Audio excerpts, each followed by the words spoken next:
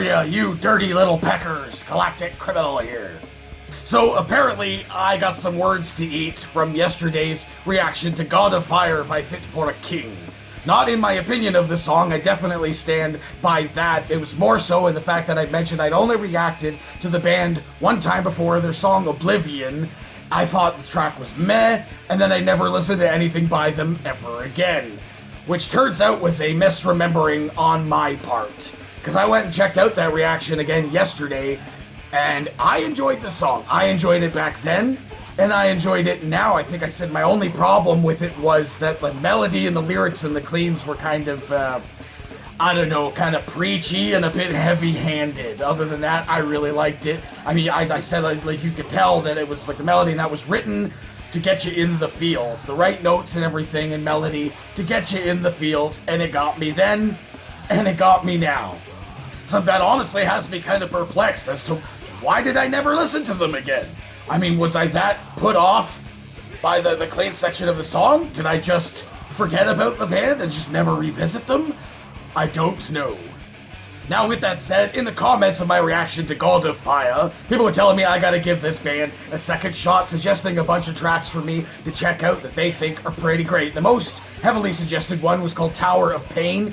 That one doesn't have a music video, so I went with the second most suggested, and it does have a music video. I just want something to look at, okay? So let's get into this. Fit for a King, The Price of Agony. 1, 2, 3.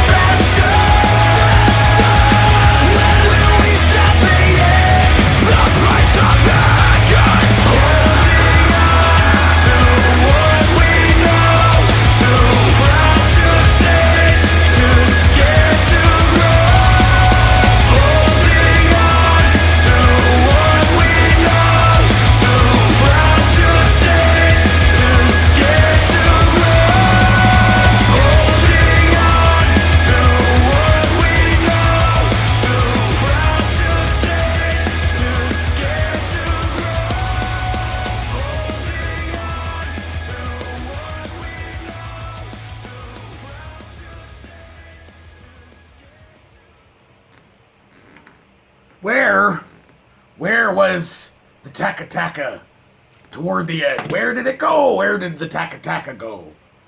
That cool rhythm, where did it go? Then again, could that imagery they were showing be any more relevant today? Okay, so we got ourselves another taste of something a little bit older. I believe this came out around the same time as Oblivion, the track that I had checked out. And this one came very highly recommended. And I gotta tell ya, I liked the first half. I really liked the first half of this track and the direction that I thought that it was going to take. And then it just went in a different direction that I am not particularly the biggest fan of. It became this radio-friendly thing you could probably hear on your local radio station or something like that in the second half of this. Whereas in the first half of it was very much the opposite of that.